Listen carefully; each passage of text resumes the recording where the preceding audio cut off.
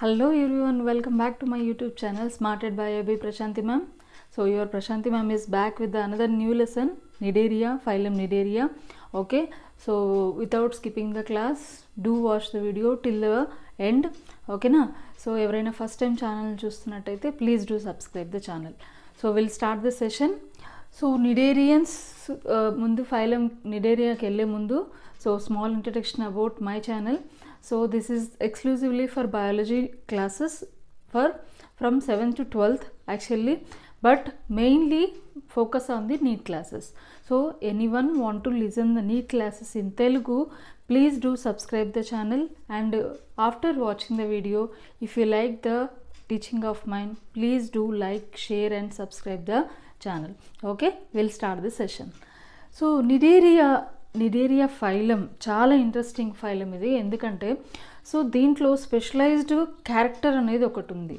Why because one organism is not going to stick to one form. So ఇక్కడ మనం polyforms అనేవి చూస్తాం అనమాట. పాలీఫామ్స్ అంటే ఒకటే animal it can able to change, అంటే ఒక ఫామ్ నుంచి, అంటే ఒక రూపం నుంచి ఇంకొక రూపంలోకి చేంజ్ అయ్యే క్యారెక్టర్, ఇంట్రెస్టింగ్ క్యారెక్టర్ మనం వీటిల్లో చూస్తాం అనమాట. అంటే ఒకసారి దాని ఫేవరబుల్ కండిషన్స్లో అది పాలిప్ ఫామ్లో ఉంటుంది, అంటే సిలిండ్రికల్ షేప్లో ఉంటుంది.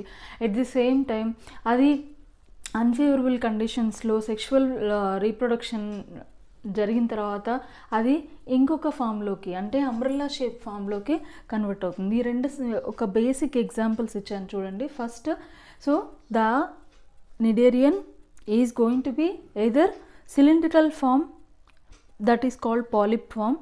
సో సిలిండ్రికల్ ఫామ్స్లో ఉండే వాటిని పాలిప్స్ అని అంటున్నాం. అంబ్రెల్లా షేప్లో ఉండే వాటిని సో మెడ్యూసా ఫామ్స్ అని అంటున్నాం అనమాట. So polyp form and medusa forms are the specialised characters in the Cnidarians. ఇంకా వీటితో పాటు ఇంకా మెయిన్ క్యారెక్టర్ ఏంటంటే నీడోసైట్స్, స్పెషలైజ్డ్ స్టింగ్ సెల్స్. మనం ఈ Cnidarian ఫైలంలో చూస్తాం sting cells. Remember this point, sting cells. And Phylum-Cnidaria word మీరు చూస్తే ఆ వర్డ్లోనే మనకి మీనింగ్ ఉంటుంది. Cnidarians means need, need means nettle, area like forms, nettle like forms. ఓకేనా? So nettle like forms, that to cnidocytes అనే స్పెషలైజ్డ్ స్టింగ్ సెల్స్ అనేవి ఉన్నాయి కాబట్టి సో ఈ నేమ్ Cnidariaగా మెన్షన్ చేయడం జరిగింది. ఓకేనా? సో ఆ వర్డ్ అనేది మీకు అర్థం కావాలి. Cnidaria, cnidocytes are present and nettle like forms. Okay, nettle like forms. So example we have many like hydra, Adamsia, sea anemones. Okay, sea anemones is nothing but jellyfishes, metridiums, coral reefs. So ఇవన్నీ మనకి ఈ Cnidaria కింద ఎగ్జాంపుల్స్గా చెప్పుకోవచ్చు. So general క్యారెక్టర్స్లోకి వెళ్తే, so నేను lag చేయదలుచుకోలేదు, ఫాస్ట్గా మనం complete చేద్దాం. సో ఎప్పుడైనా సరే ఒక ఫైలం నేర్చుకునేటప్పుడు ఒక ఆర్డర్లో నేర్చుకోండి. సో ఆర్డర్కి వస్తే ఫస్ట్ హ్యాబిటేట్, లివింగ్ ప్లేస్ అని ఆల్రెడీ మనం ప్రీవియస్ క్లాసెస్లో చెప్పుకున్నాం.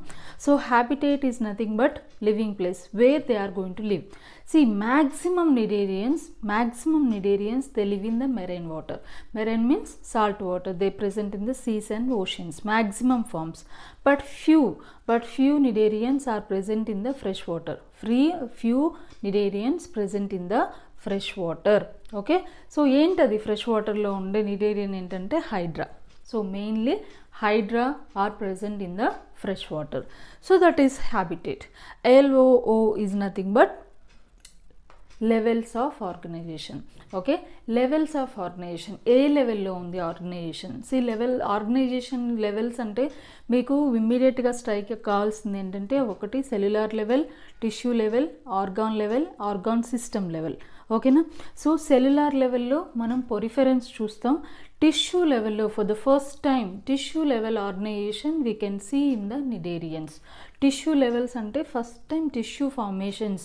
So group of cells, same kind of cells, అంటే ఒకేలాగా ఉండే సెల్స్, ఒకే పని చేసే సెల్స్ అన్నీ ఒక గ్రూప్గా ఫామ్ అయ్యి అవి ఒక టిష్యూని ఫామ్ చేస్తున్నాయి. సో అలాంటి టిష్యూస్ మనం Cnidariansలో చూస్తాం కాబట్టి ఇక్కడ టిష్యూ లెవెల్ ఆర్గనైజేషన్ కనిపిస్తుంది. Tissue level organisation is present in the Cnidarians, even in the ctenophores also.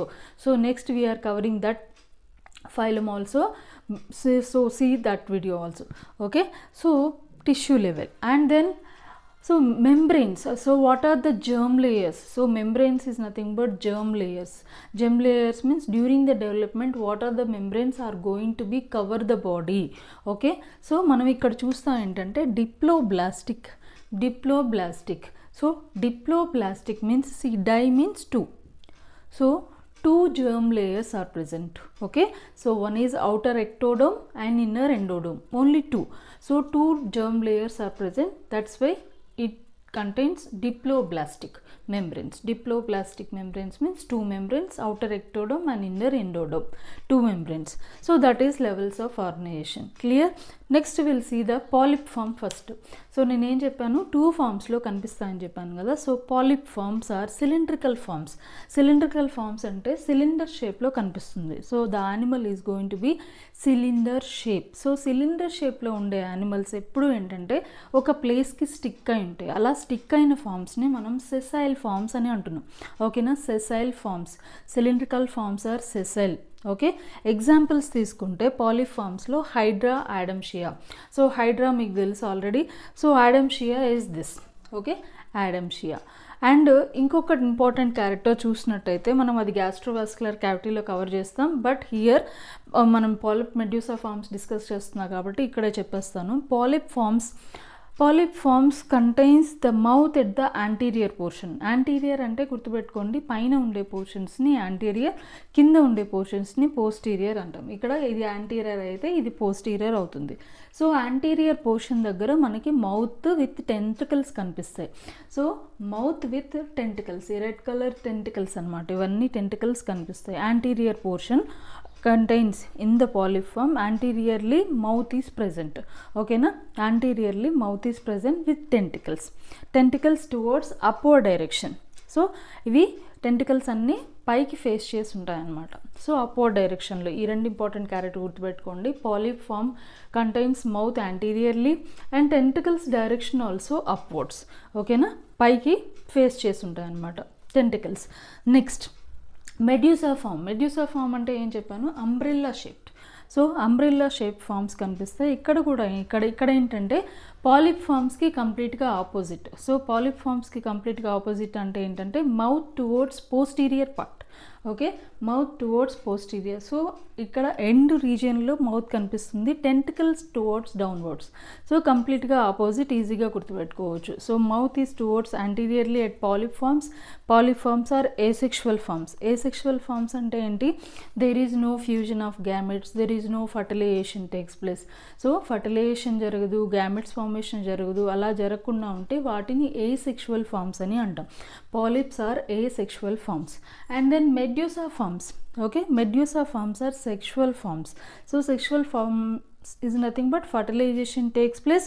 Okay, and development also takes place. So development jarugutundi, but here indirect development.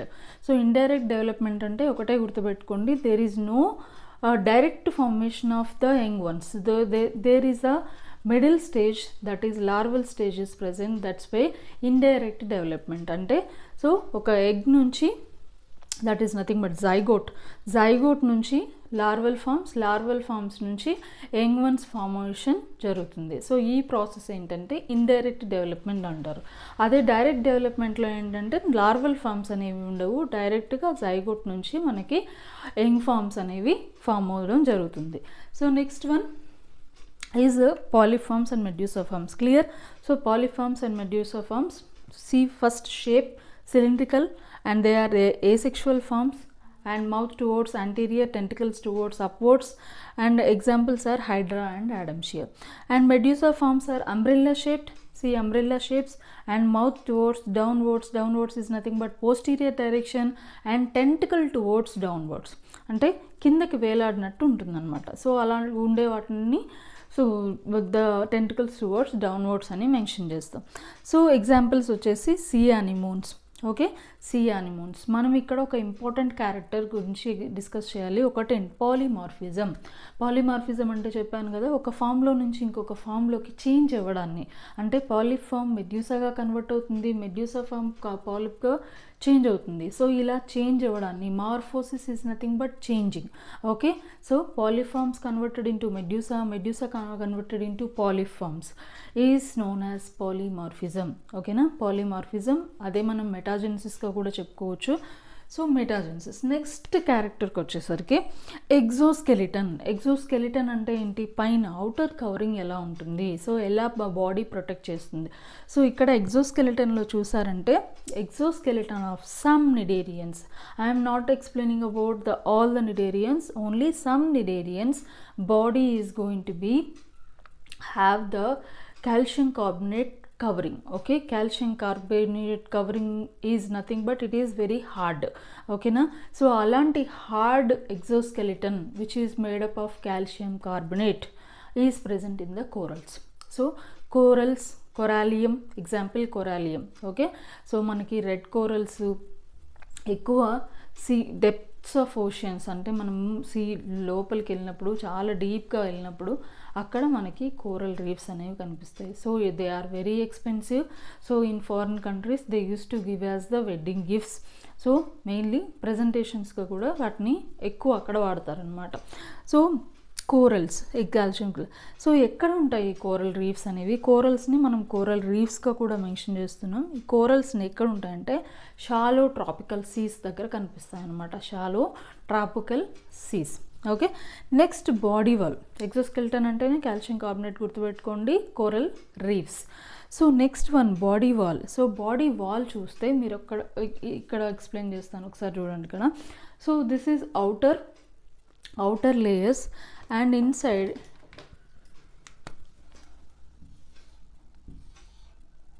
see, so inside inner and epithelium. Okay, so first one outer epithelium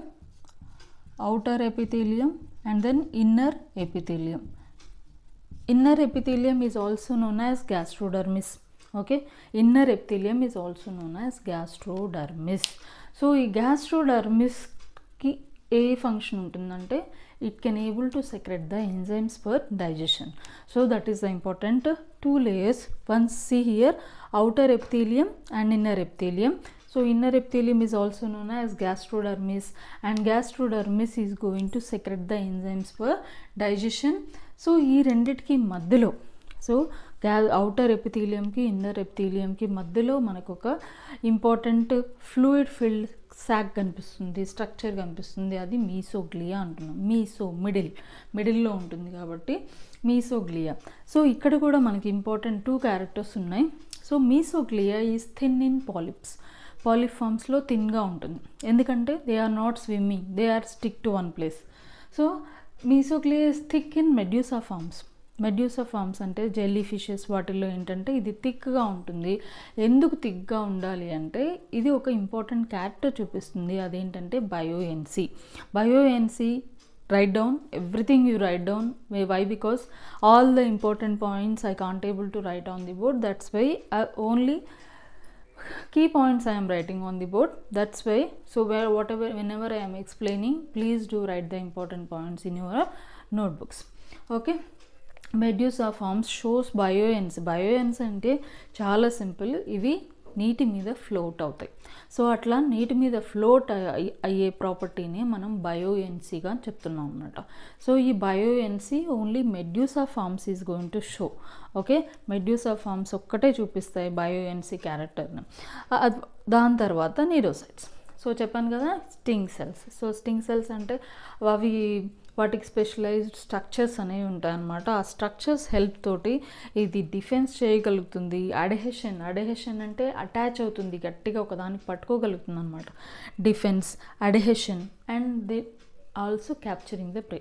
ఏదైనా food particles దాని చుట్టూ వెళ్తున్నప్పుడు, pass అయినప్పుడు వాటిని ఇమ్మీడియట్గా capture చేయడానికి కూడా ఈ నీడోసైట్స్ హెల్ప్ అవుతాయి. ఈ నీడోసైట్స్లో మనకు ఒక ఇంపార్టెంట్ ఫ్లూయిడ్ ఫిల్డ్ క్యావిటీ అనేది ఉంటుంది. చూడండి, ఇది నీడోసైట్. సో ఈ నీడోసైట్లో మనకి ఫ్లూయిడ్ ఫిల్డ్ క్యావిటీ శాక్ ఏంటంటే న్యూమాటోసిస్ట్. సో ఈ న్యూమాటోసిస్ట్ అనేది ఈ నీడోసైట్స్లో కనిపిస్తుంది, న్యూమాటోసిస్ట్. ఈ న్యూమాటోసిస్ట్ వల్ల కూడా అవి ఏంటంటే వేరే ప్రే పార్టికల్స్ని అటాచ్ చేసుకునేదానికి యూజ్ అవుతుంది. సో అది కాకుండా గ్యాస్ట్రోవాస్కులర్ క్యావిటీ. గ్యాస్ట్రోవాస్కులర్ అంటేనే పేరులోనే ఉంది చూడండి, gastro digestion, vascular circulation. Both functions are done by only one structure, that is gastrovascular cavity, and it is also known as blind sac. Blind sac. So blind sac is present. Blind sac is the characteristic feature of the cnidarians. Okay, gastrovascular cavity. So చెప్పాను కదా, ఇక్కడ మనకి 2 types of digestion ఉంటుంది. ఒకటి extra cellular digestion, అంటే outside the cell అంటే in between the సెల్స్లో ఇలా జరుగుతుంది కాబట్టి దాన్ని ఎక్స్ట్రా సెల్యులర్ డైజెషన్ అంటున్నాం. అదే ఇన్సైడ్ ద సెల్లో జరిగితే ఇంట్రా సెల్యులర్ డైజెషన్ అంటాం. సో ఈ 2 డైజెషన్లు నిడేరియన్స్లో మనకి కనిపిస్తాయి. ఒకటి ఎక్స్ట్రా సెల్యులర్ డైజెషన్ ఎక్కడ జరుగుతుంది? It takes place in the coelenteron body cavity. So extracellular digestion takes place in the coelentron, that is nothing but body cavity. Body cavity ante cheppanu kada. So the space between the membranes, the space between the outer ectoderm and inner endoderm is contains the body wall or body cavity is also known as coelentron. ఓకేనా, ఆ body క్యావిటీనికే ఇంకొక పేరు సీలెంట్రాన్. ఆ సీలెంట్రాన్లో మనకి extra cellular digestion means out side the cell digestion అనేది జరుగుతుంది. Digestion is nothing but break down in the complex into simple particles. Okay, that takes place in out side the cell, so it is known as extra cellular digestion. Next, intracellular digestion inside the cell. Okay, intracellular digestion is also takes place in the nutritive muscle cells. So nutritive muscle cells అనేవి కూడా మనకి blind సాక్లో ఉంటాయి. అక్కడ nutritive muscle సెల్స్లో intracellular digestion జరుగుతుంది. After digestion, so the digested food particles is going to circulate throughout the body. So circulate throughout the body, that is about the gastrovascular cavity, blind sac. Next one is respiration. So respiration is simple organism kada. So simple organism lo there is no respiratory organs, so that the respiration takes place through the body wall. Through the body wall by the simple diffusion process. Diffusion process lo respiration అనేది exchange of gases అనేది జరుగుతుంది. So diffusion అంటే తెలుసు కదా. So simple molecules are going to be enters inside through the semi permeable membranes. So membranes నుంచి so through minute pores they will enter inside the body. Next రీప్రొడక్షన్లో మనం ఇక్కడ 2 reproductions చూసాం. ఆల్రెడీ ఇంట్రడక్షన్లో మీకు చెప్పాను, ఏ సెక్షువల్ జరుగుతుంది, sexual జరుగుతుంది. సో ఏ సెక్షువల్ ఫార్మ్స్ అంటే బడ్డింగ్, ఫ్రాగ్మెంటేషన్. సో ఇట్లా ఎక్స్టర్నల్ అవుట్ గ్రోత్ అనేది ఫామ్ అవుతుంది. So external outgrowth in the form of A bird, అంటే ఒక చిన్న బర్డ్ అనేది ఆ సర్ఫేస్కి గ్రో అయ్యి ఒక సైజ్ వరకు పెరిగిన తర్వాత దా బాడీ నుంచి డిటాచ్ అంటే సపరేట్ అయిపోయి ఒక ఇండివిజువల్ ఫార్మ్స్ లాగా గ్రో అవుతుంది అనమాట. సో అలాంటి ప్రాసెస్ని మనం బడ్డింగ్ అంటున్నాం. ఫ్రాగ్మెంటేషన్ కూడా చెప్పుకోవచ్చు. ఫ్రాగ్మెంటేషన్కి వచ్చేసరికి they are going to be so part of the body is separated and it grows as a individual organisms. Next one, metagenesis already చెప్పాను. polyforms converted into medusa converted into polyforms, and regeneration capacity is very high. Regeneration capacity అంటే ఏంటంటే last parts అన్నీ అది మళ్ళీ produce చేసుకునే capacity ఉంటుంది కాబట్టి దాన్ని రీజనరేషన్ కెపాసిటీ అంటున్నాం. సో ఆ రీజనరేషన్ కెపాసిటీ కూడా హై లెవెల్లో మనకి నిడేరియన్స్లో కనిపిస్తుంది. సో క్లాసిఫికేషన్కి వస్తే mainly three classes. One is hydrozoa, scyphozoa, anthozoa, HSA. Okay, hydrozoa, scyphozoa, anthozoa. హైడ్రోజోవాకి వచ్చేసరికి నేను బ్రీఫ్గా మెన్షన్ చేశాను. ఇట్లా కీ వర్డ్ లెటర్స్ గుర్తుపెట్టుకోండి. Hydraa, ఒబిలియా, ఫైసేలియా. H for hydra, O for obelia, and P for physalia. And Scyphozoa, Arelia, Rhizostoma. Arelia and Rhizostoma. Next one, Anthozoans వచ్చేసరికి Metridium, Corallium. Coral forms అని చెప్పాను కదా. So Corallium comes under Anthozoans. Maximum hydrozoas are freshwater. These both are marine forms. So this is all about the Phylum-Cnidaria. Yes. So I hope you all like the session.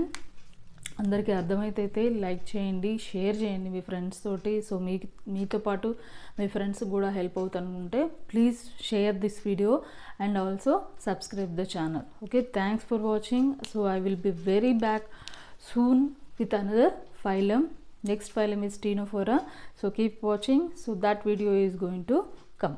Okay, thanks for watching.